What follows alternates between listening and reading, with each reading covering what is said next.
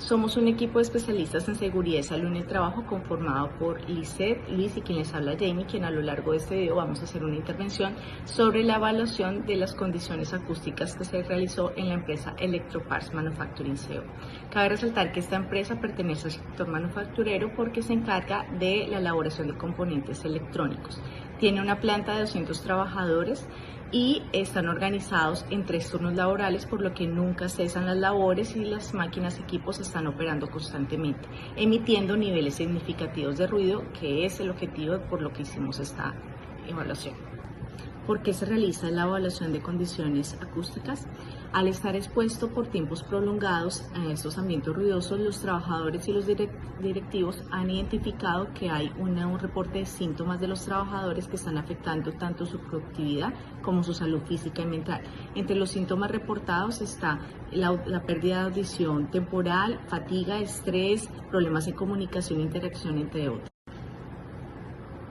Inicialmente se realizan unas encuestas, unas entrevistas para identificar la percepción que tienen los trabajadores acerca del ruido. Sin embargo, se realiza también una matriz de riesgo donde se identifica un nivel de riesgo muy alto en las áreas de ensamblaje y maquinaria principalmente, pero seguido de las oficinas administrativas. Recordemos que en esas dos primeras áreas es donde hay una exposición mucho más prolongada por la operación de las maquinarias ruidosas. Con los resultados obtenidos es oportuno que la empresa implemente un plan de prevención y control del riesgo físico ocasionado por el ruido en los trabajadores, teniendo en cuenta que se sobrepasan los límites establecidos de 85 decibeles. Entonces, las áreas más afectadas, maquinaria y ensamblaje, pero no se puede descuidar el de oficinas administrativas, que aunque tenga 70 decibeles también hacen parte de este plan de prevención. Es importante establecer que deben definirse los controles de ingeniería de la fuente y de seguimiento epidemiológico a los trabajadores. A continuación, mis compañeros van a desarrollar más las otras temáticas. De mediciones de ruido en las diferentes áreas de la empresa, pues con el fin de identificar el nivel de riesgo y las necesidades implementadas y las medidas de control. En esta diapositiva se muestra una comparación de los niveles de ruido actuales. Es importante aclarar que el LED o nivel sonoro continuo equivalente representa pues el promedio del ruido que se está expuesto en el trabajador durante jornadas y se expresa mediante dBA, es decir, decibeles ponderados, a que corresponde a la percepción del oído humano. En las oficinas administrativas el LED es de 66, lo que indica un riesgo bajo en encontrarse entre los límites permisibles en el área ensamble. Y en el área de ensamblaje alcanza un 81.1, ubicándose cerca del límite máximo permitido, lo que representa un riesgo alto en ausencia de protección auditiva. Por su parte, el área de maquinaria representa el LED de 90.7 decibeles, superando pues los límites establecidos, lo que evidencia un riesgo alto y una necesidad de implementar controles inmediatos. Como se muestra en el gráfico, nivel de riesgo aumenta progresivamente desde oficinas hasta maquinaria, lo que permite priorizar acciones de control en las áreas de mayor exposición. Pues en conclusión, los resultados evidencian que el riesgo del ruido aumenta según el área del trabajo, siendo crítico en maquinaria, lo que hace pues necesario fortalecer los controles técnicos, administrativos y el uso de protección auditiva pues, para proteger la salud de los. Para la gestión de riesgo por ruido se toman como referentes normas internacionales como la norma OSHA, la cual establece límites de exposición al ruido, directrices para la medición e implementación de controles de educación de los trabajadores, contribuyendo así a una seguridad laboral mejorada. Pues a nivel nacional, Colombia ha desarrollado un marco normativo progresivo en seguridad y salud en el trabajo que inicia con la Resolución 24.000 de 1979 sobre la seguridad industrial. Continúa con la Resolución 8321 de 1983 orientada por la prevención de riesgos laborales, la Resolución 1792 de 1990 enfocada en salud ocupacional y la Ley 9 de 1997 que define responsabilidades en seguridad y salud ocupacional.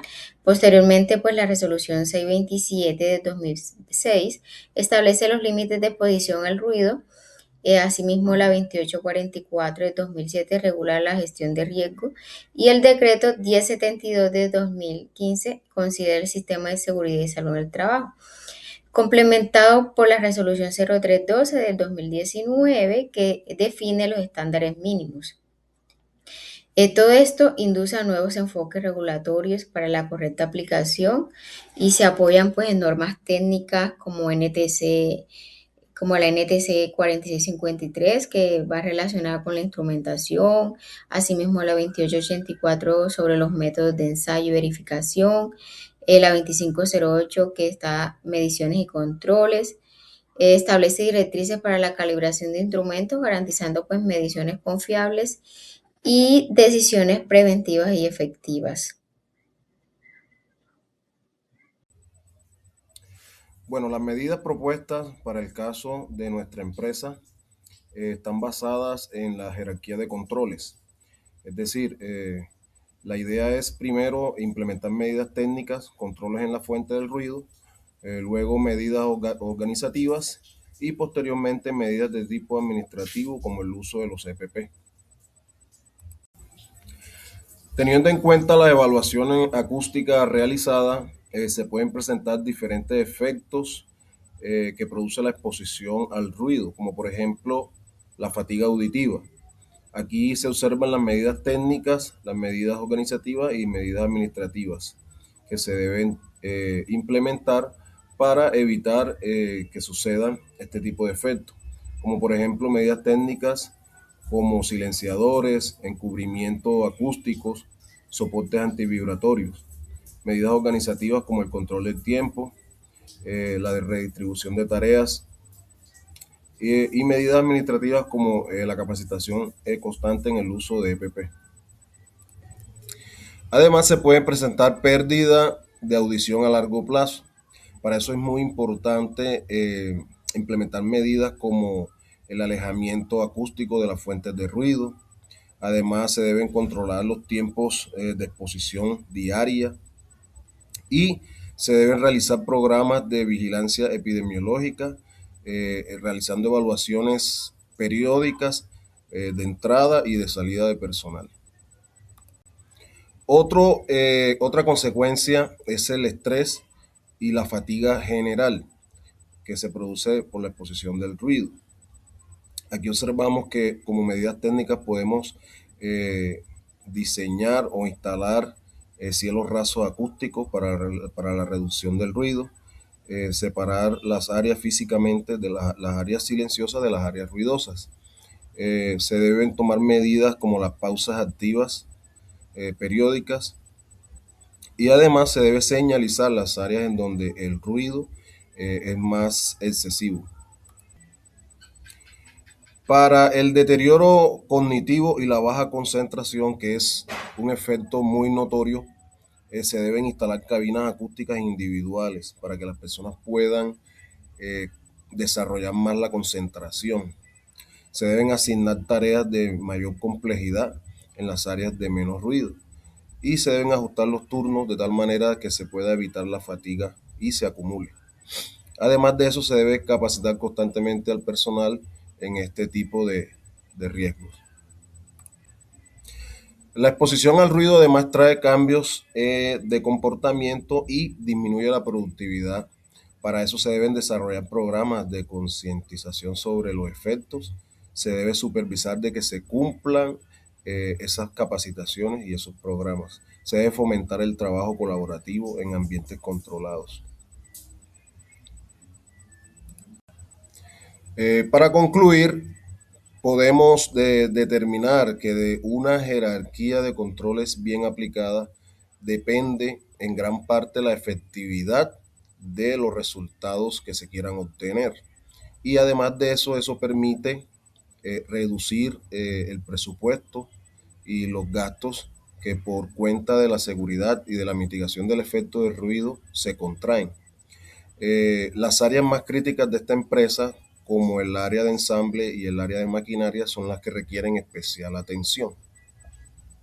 Esta empresa necesita además implementar un sistema de gestión articulado con un plan de prevención y control de riesgo físico, ajustándose a la normativa vigente en el país y de las disposiciones en materia de ruido de orden internacional.